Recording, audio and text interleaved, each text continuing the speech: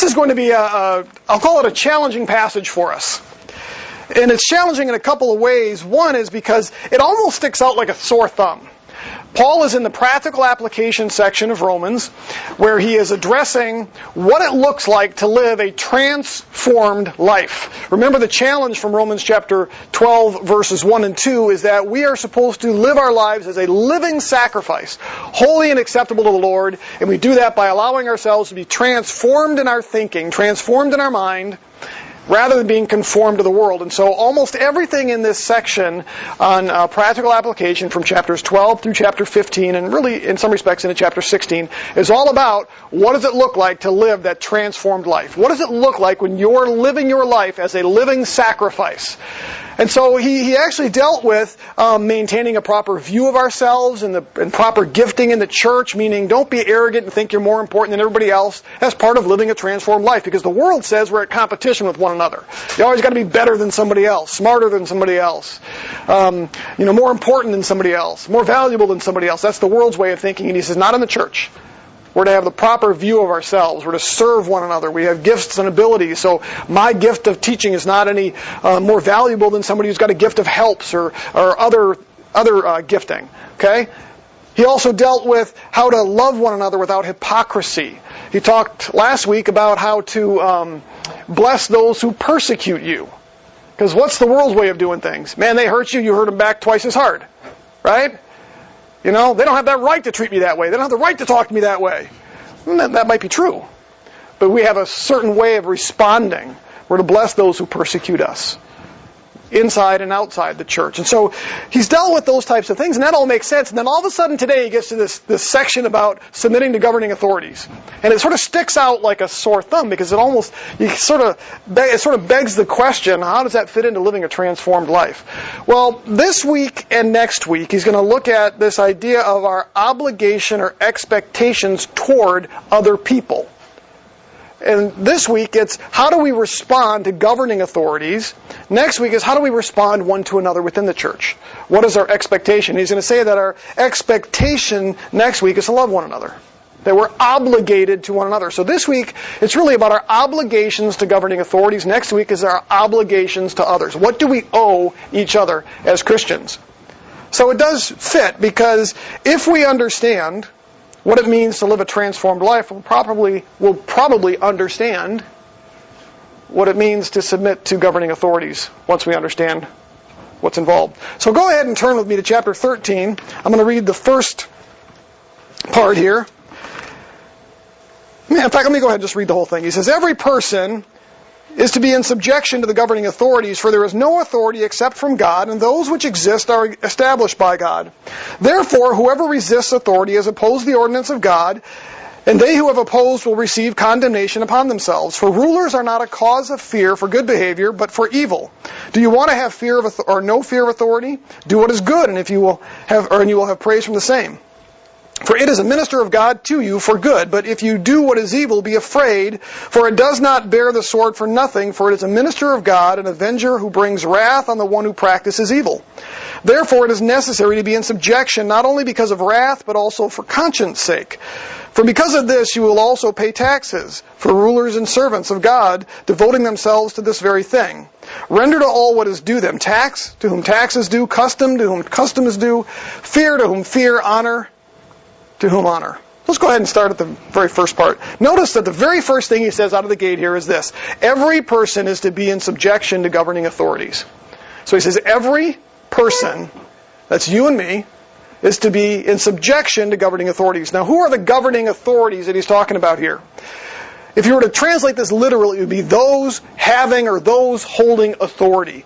That particular phrase is only used here. It's never used anywhere else in the New Testament. However, the actual word for authority is used all over the New Testament, and it generally refers to rulers. It refers to those in government. It refers to those who led the synagogues. It refers to church leaders, and even spiritual or heavenly domain, those in the heavenlies. And so this word for authorities actually has a pretty broad spectrum. Now, in this particular context here, it's pretty clear that Paul is addressing governing authorities, government authorities, or what we refer to as civil authorities. Now, there are some that disagree with that and want to say, no, this is only about spiritual leaders in the church.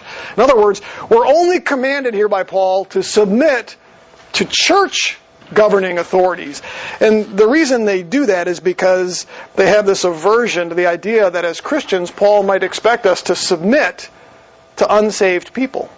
And that seems to be what drives that interpretation, is that they just have this aversion to that. It's not something that they can come to exegetically from the text. The text here makes it pretty clear that Paul is talking about governing authorities. Later in the passage, he suggests governing authorities, things like, talks about condemnation, fear of authority, bearing the sword.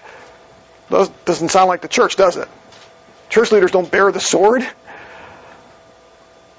He says that the government is an avenger who brings wrath on the ones who practice evil. We don't do that. Well, not our church anyway. We don't bring wrath upon those who do evil.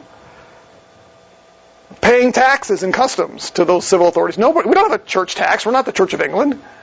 So we don't charge taxes. So it's pretty clear in the context here that Paul is referring to government or civil authorities.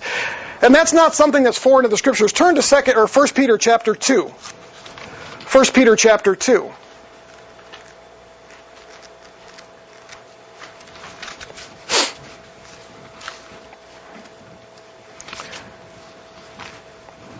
Starting in verse 12, he says this.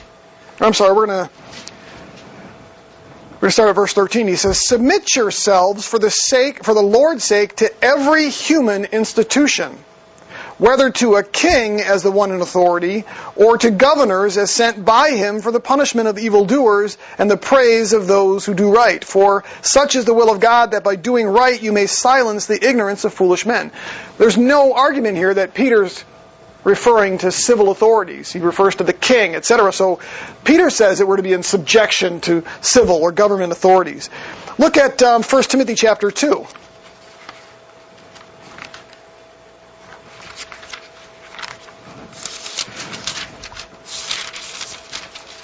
1 Timothy chapter 2, verse 1 and 2, he says, Paul writes this to Timothy, First of all, then, I urge that entreaties and prayers, petitions and thanksgivings be made on behalf of all men, for kings and all who are in authority, so that we may lead a tranquil and quiet life in all godliness and dignity.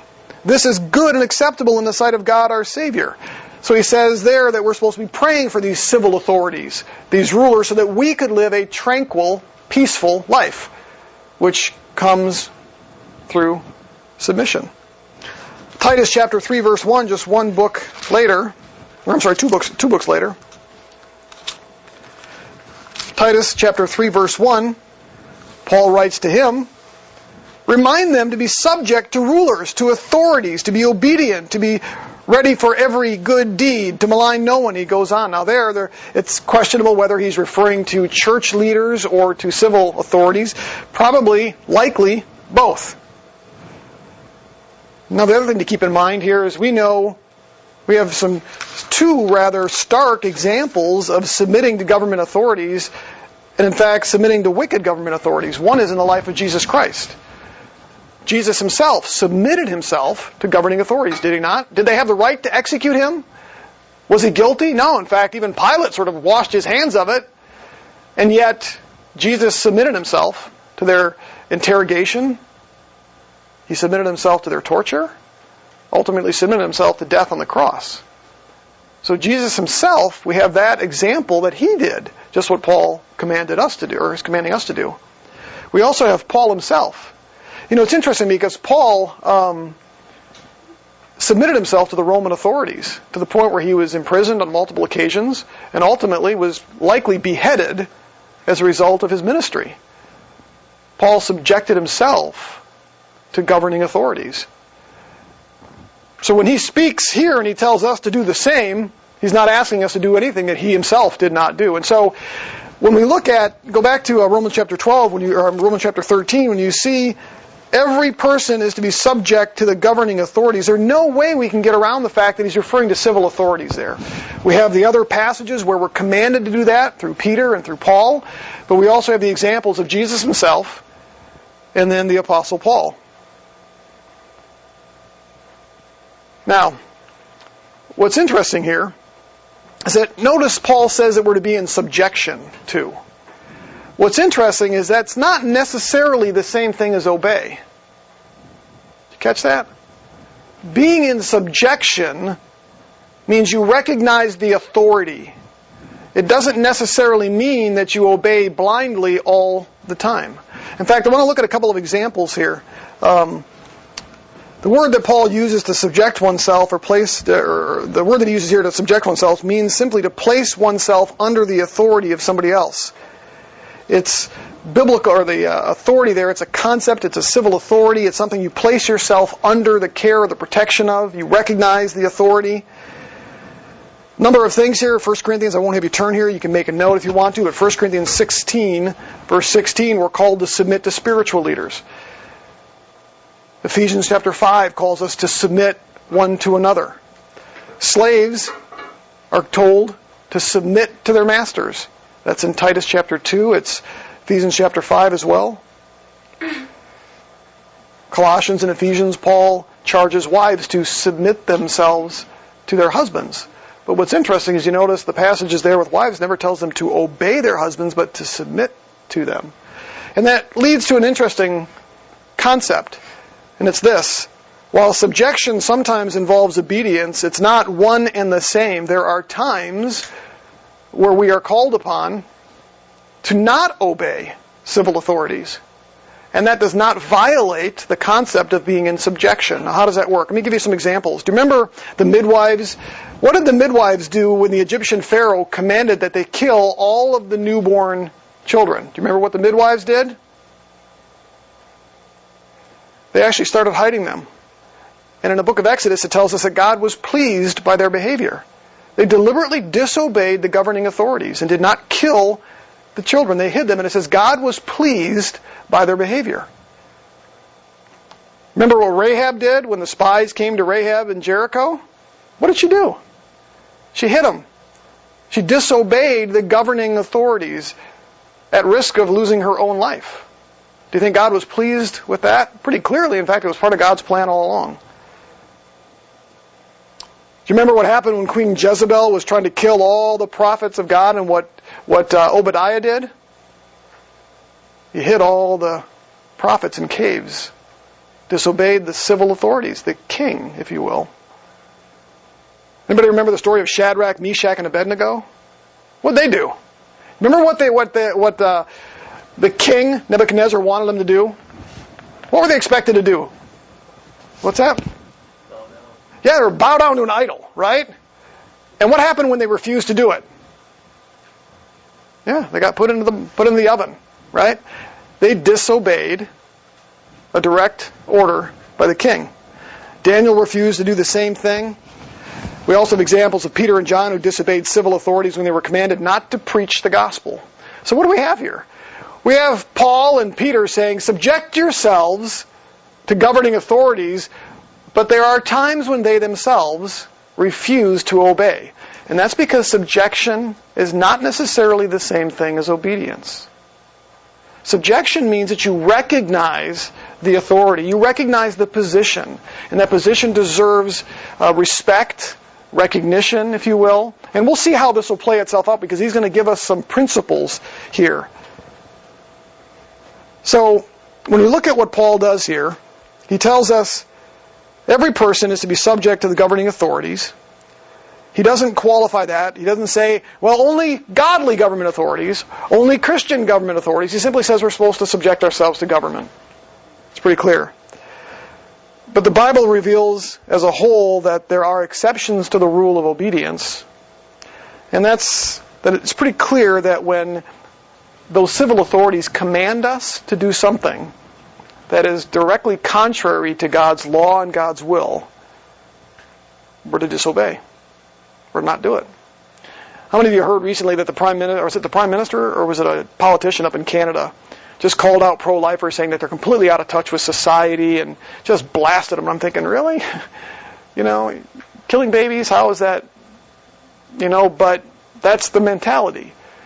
Well, we stand in opposition to that, don't we? Because we know that killing is wrong. It's immoral. It's against God's commands and God's will. So there are times where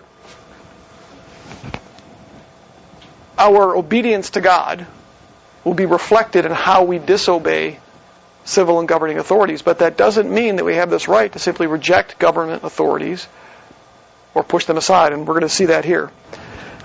Yeah. I'm sorry. I'm hearing everything you're saying. Mm-hmm. I'm having a hard time reconciling that with verses 3 and 4. Mm-hmm.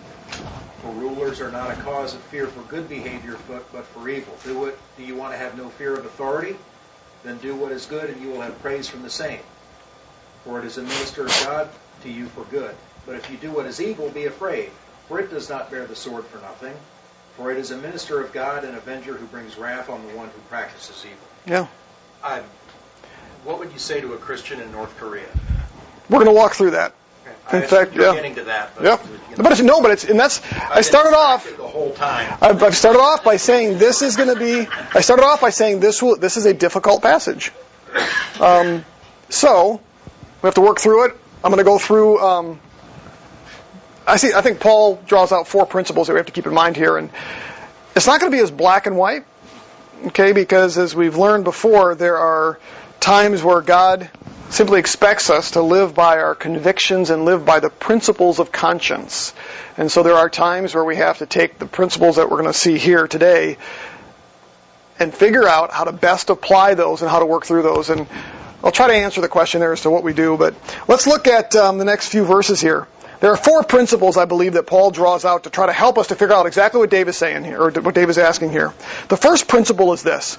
All authority comes from God, including that of government. All authority comes from God, including that of government. Verse 1b, if you will. For there is no authority except from God, and those which exist are established by Him. So there is no authority except from God. Okay? Daniel actually said this to King Nebuchadnezzar. Daniel chapter 2, he says, You, O king, are a king of kings, for the God of heaven has given you a kingdom, power, strength, and glory. Now, King Nebuchadnezzar was a wicked king. The Babylonians were considered some of the most brutal people in history. We think of people like Kim Jong-un. We think about Hitler and Stalin. They had nothing on Nebuchadnezzar and the Assyrians in terms of what they would do. The Assyrians actually had this torture practice with their enemies where they would lay down stakes within the road, lay their enemies on it, and then run over them with chariots as a form of pleasure. Okay? They were brutal people. And remember, God brought King Nebuchadnezzar in to take Israel captive. And yet Daniel says, the God of heaven has given you a kingdom to Nebuchadnezzar. He's given you power, He's given you strength, given you glory. Now this is earthly glory, it's not glory in the sense of heavenly glory. When he was interpreting the king's dream, he says this, chapter 4, The Most High is ruler over the realm of mankind, and bestows it on whom He wishes, and sets over it the lowliest of men. Then he goes on to say, until you recognize that the Most High is ruler over the realm of mankind and bestows it on whomever He wishes. So what David was basically telling King Nebuchadnezzar is, God has made you the king. Your authority comes from God. Now again, this was a wicked man. You know, it's interesting. Jesus said to Pilate, or we see this reflected by John, Pilate entered into the praetorium again and he said to Jesus, Where are you from? But Jesus gave him no answer. So Pilate said to him, You do not speak to me? Do you not know that I have authority to release you and I have authority to crucify you? Jesus answered, You would have no authority over me unless it had been given to you from above. For this reason, he who delivered me to you has the greater sin. Basically, Jesus telling Pilate, Hey, God gave you the authority to do what you're doing. Now again, both of these were wicked men, and yet God had given them the authority. God had placed them into power to be king, and in this case, Pontius Pilate. Kind of hard for us to reconcile that, isn't it? Because we'd have to take what he says here and assume that North Korea's leader is in the place he's in because God has placed him there. Now that's hard for us to accept sometimes. But Paul goes on, he says, God is the one who institute government authorities. Look at the next verse, he said, or next phrase. And those who exist are established by God. Notice that Paul doesn't say, well, they're permitted by God, but established. That's an act of God. The two passages we read above makes it clear that God had placed Nebuchadnezzar there. God had placed Pontius Pilate there. And so Paul says here that these leaders are established by God, not simply permitted. We try to wiggle our way out of it by saying, well, not God only permits them. The problem with that is it destroys God's sovereignty. Sometimes God raises up strong moral leaders like King David and King Hezekiah. He raises up many men like we've had in our past with our founding fathers and good presidents, good leaders.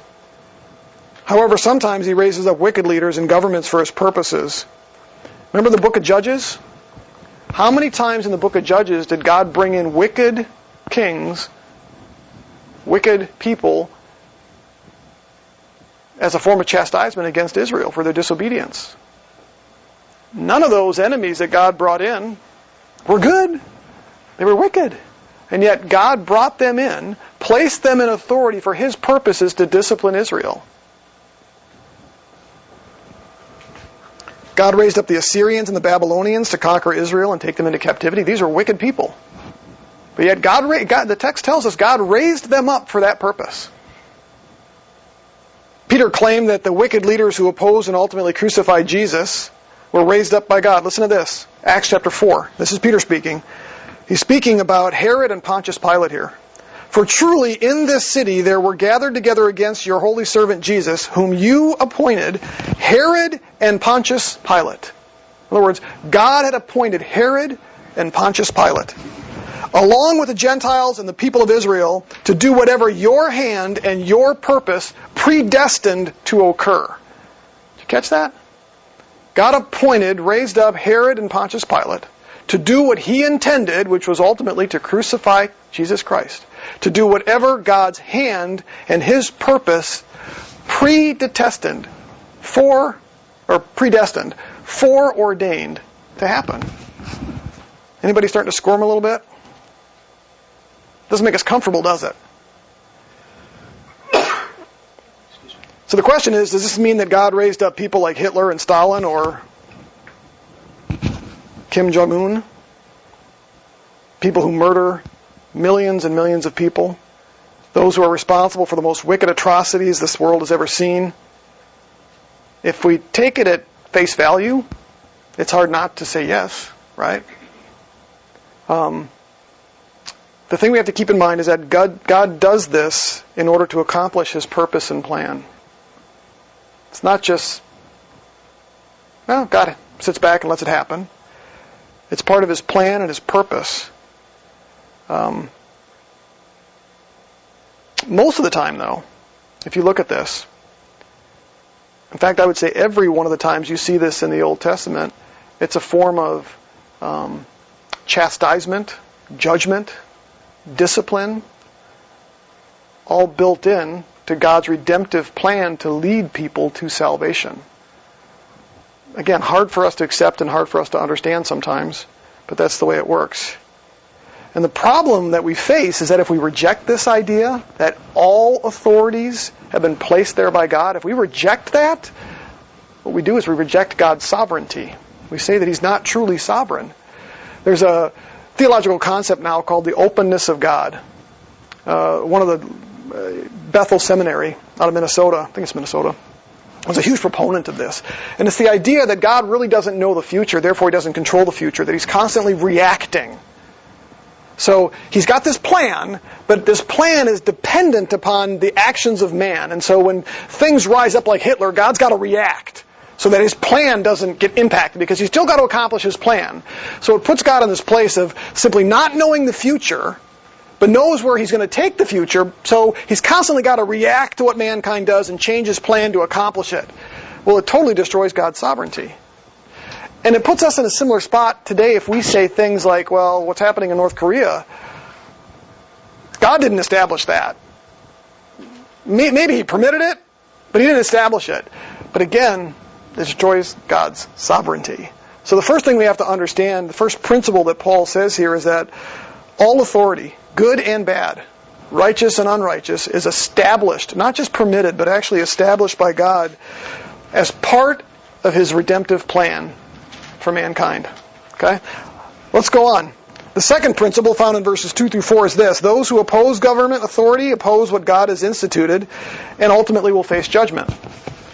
Look at verses 2 through 4. Therefore, whoever resists authority has opposed the ordinance of God, and they who have opposed will receive condemnation upon themselves. Now, what's interesting is when it says those who resist, it's a participle. You've heard me mention those before, but it's this idea of something that's ongoing. And so the better way to think of this is a person who continually resists government authority. The one who sets himself up in opposition to what God has established.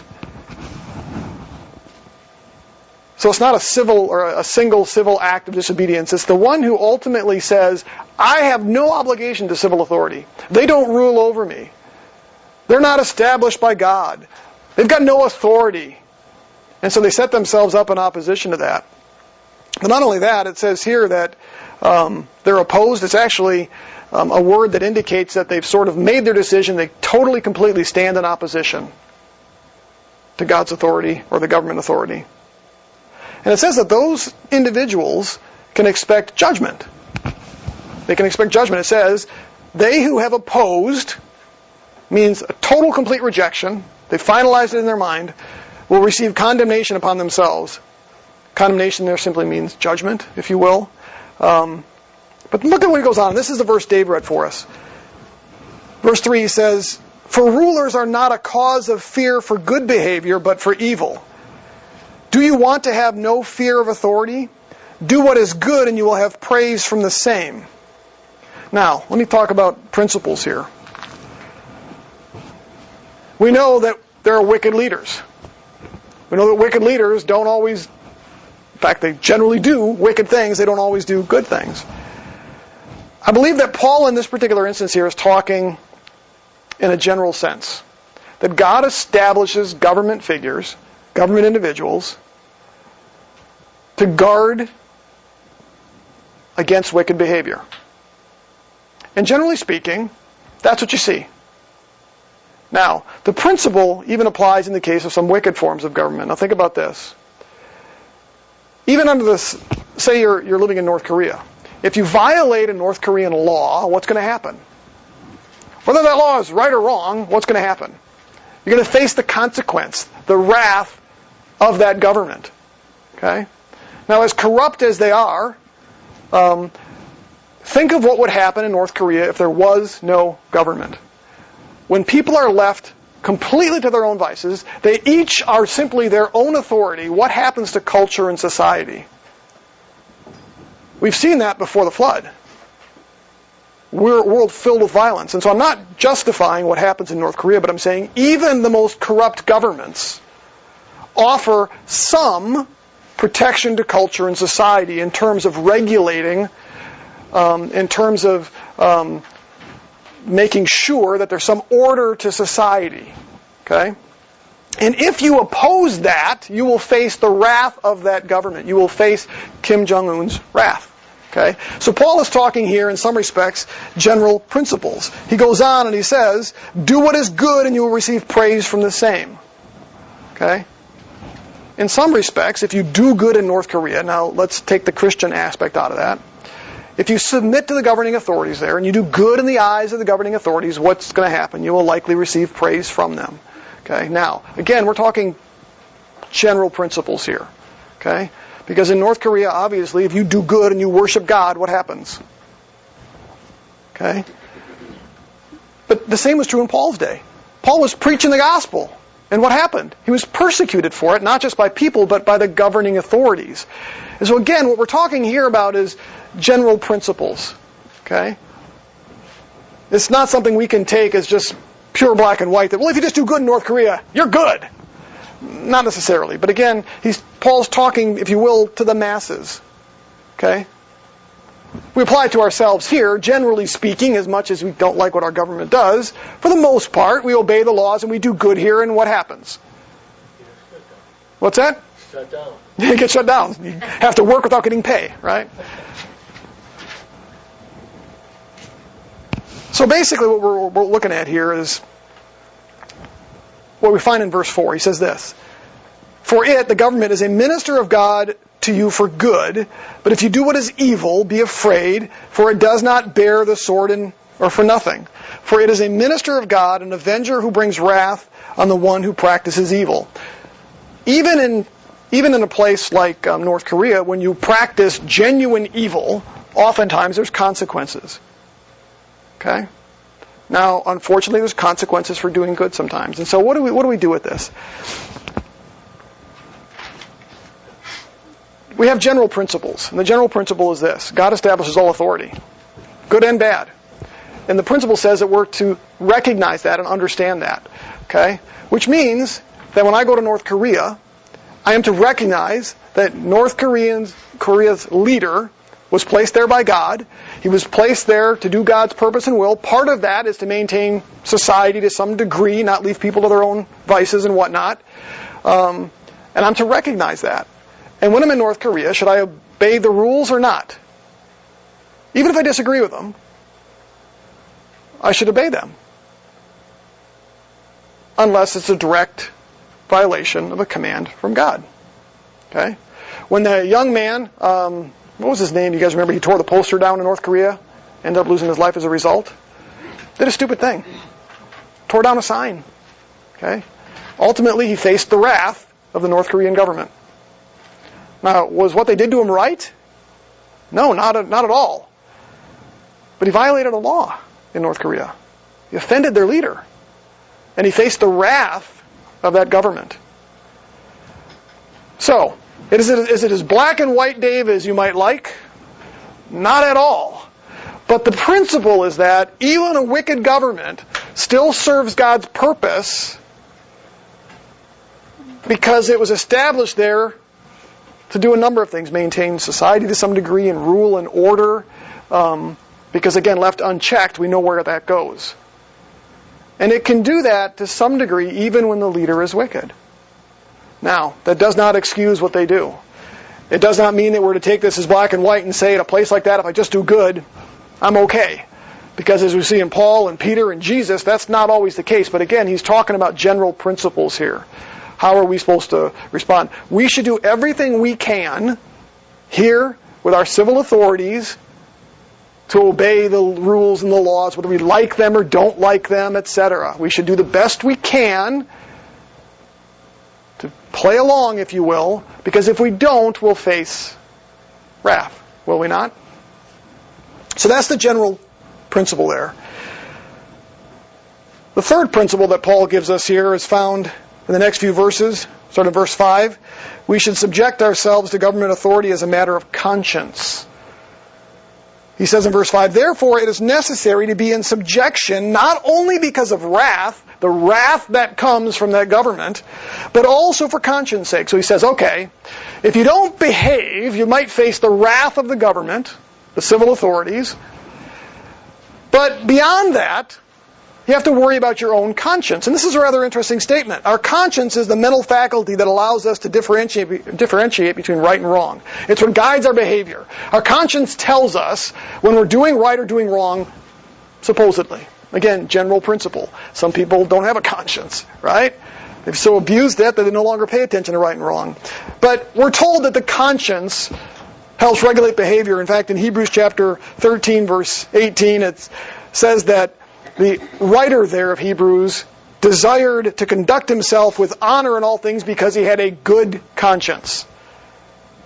Paul encouraged Timothy, 1 Timothy 1, he says, to have faith and a good conscience because some had rejected those things a good conscience, and as a result suffered shipwreck in their faith.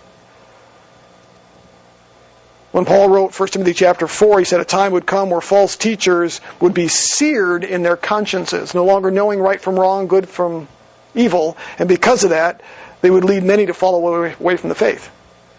1 Corinthians 10, Paul warned that we could wound the conscience of an unbeliever when we do things that might lead them into sin, which is a rather interesting statement. So the conscience plays a very important role in who we are and what we do. And Paul says that we ought to be submitting to governing authorities to protect our conscience. In other words, for conscience sake. So basically what happens? Let me give you an example. We obviously are opposed to abortion here. Despise it. Right? And we should. So how do we respond when abortion is legal in our culture and our society? Well, we do whatever we can, obviously, to try to get the laws changed and the rules changed. But is it ever appropriate for me to take a weapon and meet an abortion doctor coming out of a clinic and put a bullet in his head? I mean, hey, we're preventing him from killing others, right? That's the argument, and that's happened. What about when we stand out in front of an abortion clinic and we start yelling and screaming at women that are going in to have abortions? Is that appropriate? Okay, I see some heads shaking. No, there are some who think it is. The problem is that in our culture and society, it's legal. And it's illegal for us to shoot an abortion doctor. It is, in some respects, illegal for us to go up to women, get in their face, and berate them as they're going into an abortion clinic. When you have certain rules that have been set up, perimeters, where you can do that and where you can't. Well, what happens when we decide we're going to violate those and just pull the trigger? Well, according to the text here, we're wounding our conscience. We're weakening our conscience, I think. Because now we're the authority. It's okay for us to do it. We decide what's right and wrong. And you end up, we know that murder is wrong. If we don't allow a woman to murder her baby, then what gives us the right to murder a doctor? See what I'm getting at? All of a sudden, our conscience gets all warped. It's much like what Paul says in Romans early on here when he talks and he says, you're judging somebody else because you're doing the exact same thing yourself. The conscience is messed up. And so Paul says one of the reasons we ought to subject ourselves to governing authorities is because we're saying, look, we're going to allow somebody else in some respects to regulate our behavior. And in doing so, we help to protect our conscience. We don't become, the overriding arbiter of what's right, what's wrong, what's good, what's bad. That we recognize God has placed the civil authority there for a reason. I don't know why God allows abortion in our country. I have no idea. But I can guarantee this, if He wanted it to stop, it could stop like that, could it not? And hopefully, maybe God will do that at some point. But I don't have the right just to do whatever I feel I can do, and when people do that, they end up wounding their conscience. And so he says here, we ought to be basically submitting to these governing authorities as a matter of our conscience. Just recognizing God is one in control. Another example might be, look at some of the protests, like the Black Lives Matter protests and all that kind of stuff. You know what? It's never right for a cop to abuse his authority. But to protest that by busting windows out of buildings and by taking innocent people off the street or by deciding to walk up to a cop car and putting bullets in cops, that's just... But yet, how many in that movement think that's the right thing to do? Well, wait a minute, you're accusing cops of doing that very same thing, but yet you're doing it yourself and you don't see that they're wounding their conscience. No, laws say we can't do that. So when we subject ourselves to earthly authorities, the structures that God has established, one of the reasons that's there is God uses it to protect our conscience. Gives us a sense of right and wrong, good and bad. It sort of prevents us from just acting on our own and saying, I know what's right, I'm just going to do it. Because oftentimes in doing that, we lose sight. We do the same things we're accusing others of doing, and so it ends up damaging our conscience. The last principle we find here is in verses 6 and 7. It says we are to recognize and support those who govern. That's what Paul says. The fourth principle is that we're to recognize these sources of authorities. But we're also supposed to support them. So those of you that were hoping to get out of paying taxes this year, sorry. Verse 6, for because of this you also pay taxes, for rulers are servants of God, devoting themselves to this very thing, meaning devoting themselves to civil service. Render to all what is due them, tax to whom tax is due, custom to whom custom, fear to whom fear, honor to whom honor. In Mark chapter 12, the Pharisees and other leaders tried to trap Jesus by asking him whether it was lawful to pay Romans taxes. The Jews wanted to self-govern themselves. But they lived in a Roman society that paved the roads and provided clean water and all kinds of stuff, but they didn't want to pay for all that stuff. So many of the Jewish leaders said, we shouldn't be paying the Romans.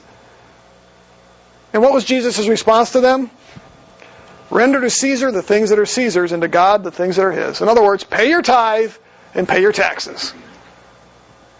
But see, they didn't think that was right. Have you heard that? How many times have you heard these no-taxers say, well, the government has no right to tax us, and you know what? Pay to Caesar what's Caesar's, pay to God what's God's, right? Essentially, Paul repeats that command when he says that God's servants are devoted to governing. We're supposed to pay taxes because that supports them. Now, he actually lists 4 things here. I'll just touch on these briefly here. He says, render to all what is due them. And he focuses on 4 things here. He says, tax to whom tax is due. So we're supposed to pay our taxes. And that probably, in fact, if you look at the word Paul uses there, it's a word that refers to income tax or property taxes. It's what's taken from us. Now, we may not agree. We may say, you know what, they're taxing me too much. My property taxes keep going up. I don't like the fact that they keep passing all these levies, you know. But Paul says, pay the tax. And that's the word that he uses here. Okay? The second word he uses is the word for custom, which is a reference to indirect taxes like duties, sales tax, fees for services. It's those things they don't necessarily just take from you, but if you use them, you pay them. So I go to the grocery store. That's a custom, actually. It's a tax that's placed on something I purchase. I don't owe that tax unless I purchase it. Okay? However, if I'm living in a house, I pay the tax no matter what.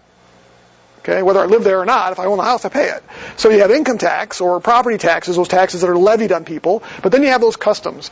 You know, you go and you basically buy a ticket on Ticketmaster and they charge you a $1.50 fee. That's a custom. Okay? So he says, do that, pay the taxes, pay the customs, but then he says fear. It's the same word for respect. Give respect to those who are supposed to be respected. In this case, it would be the governing authorities. We're supposed to respect them. I may not like a particular politician. I may not like a particular president. I may not like a particular civil authority, but guess what? I'm still supposed to honor them supposed to respect them, which means give them the proper respect that the position holds. I hate it when people refer to the president, whether I like him or not, in derogatory terms. You know what? It's the president. Get over it. That position demands a certain amount of respect. So, you know, while I loved Ronald himself, Ronald Magnus, Ronald Reagan, certainly if I got an opportunity to meet, I got a chance to meet Vice President George Bush at the time. And you know what? Referred to him as Mr. Vice President. Okay? Not Georgie boy. Okay? Now, when Clinton got into office, had I had an opportunity to meet him, do I have the right to just not refer to him as the president and to disrespect that position because I don't like him? Not really. I should probably call him Mr. President. Why? Because that's what the protocol calls for. That's respect, recognizing the position. When a police officer pulls me over for doing something I shouldn't be doing, or maybe I got pulled over for speeding a while back because I missed a change in. It's an area going down to Athens where there's no indication that the speed changes until the sign is right there. And I got popped for driving through. And I even went back and looked, there's no sign. Okay? But I had to treat the officer with respect, even though I didn't think he was right. I think it's a speed trap. But you know what? When he got to the car, I talked to him nicely. He's just doing his job, respect. And so we're told to respect. The last one is honor. Give honor to whom honor is due. These civil authorities are placed there by God. It's a place of honor and respect. We're supposed to do that.